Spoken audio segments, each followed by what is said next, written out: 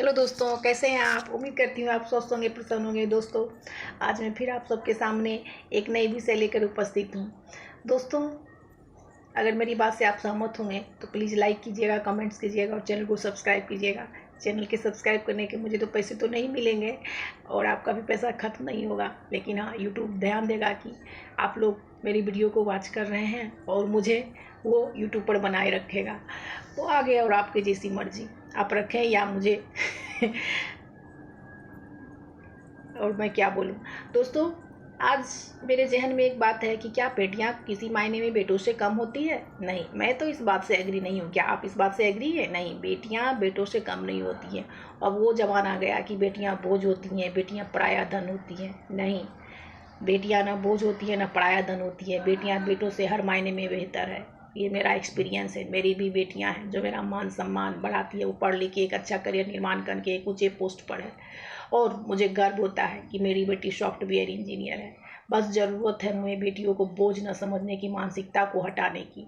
बेटियों को हम अच्छी शिक्षा दें, पढ़ने लिखने का बढ़ावा दें और उसे कैरियर से निर्माण करने की आज़ादी दें। तो बेटियां किसी मायने में भी कम नहीं है, वो बोझ नहीं है। वो भी जब वक्त पड़ता है तो वो भी अपने मासूम कंधों पर अपने माँ बाप और परिवार का बोझ उठाने के लिए हमेशा तत्पर रहती है और बेटों से भी कई मायने में वो हमेशा आगे रहती है। आजकल जो ज़माना है तो देखिए है, अगर बेटा है तो पढ़ लिख के अगर दूर चला गया, विदेश चला गया, तो कौन सा हमारे पास बैठा रहता। उसी तरह बेटियां भी हैं, वो भी एक फ़ोन कॉल करने पर हमारे पास आएगा, वो भी एक फ़ोन कॉल करने पर हमारे पास आएगा। तो क्या अंतर है बेटे और बेटियों में। हमें तो इस मानसिकता को बदलना है कि बेटियां पराया धन नहीं, बेटियां अपना धन होती हैं। वो ज़माना था जब बेटियां गौ होती थी और गौ की तरह हम लोग उसकी परवरिश करते थे।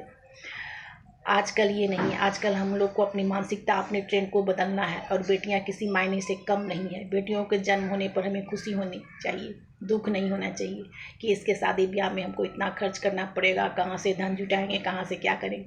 वही धन जो हम उसके बेटियों को शादी ब्याह करने में देते हैं, वही धन अगर हमें उसे पढ़ाने लिखाने में लगा दें तो क्या हमारी बेटियां क्या किसी से कम है। वो क्या करियर निर्माण हैसियत कर सकती है। बेटों से कई मायने में वो अच्छा प्रदर्शन कर रही है हर जगह, ये तो आप लोग जानते ही हैं, बताने की ज़रूरत नहीं है। दोस्तों, बेटियों के जन्म लेने पर हमें खुश होना चाहिए, हमें दुख नहीं होना चाहिए और उसे किसी भी कीमत पर, किसी भी तरह से उसके मनोबल को हमें तोड़ना नहीं चाहिए, बल्कि उसे हमें हमारे मनोबल को बढ़ाना चाहिए। क्या आप मेरी इस बात से सहमत हैं? तो कमेंट कीजिएगा और मेरा चैनल देखने के लिए, मुझे देखने के लिए आपने इतनी कीमती समय दिया, इसके लिए आपका लाख लाख धन्यवाद। ईश्वर आपको स्वस्थ रखे, प्रसन्न रखे। Thank you, bye bye. मिलती हूँ नेक्स्ट वीडियो में।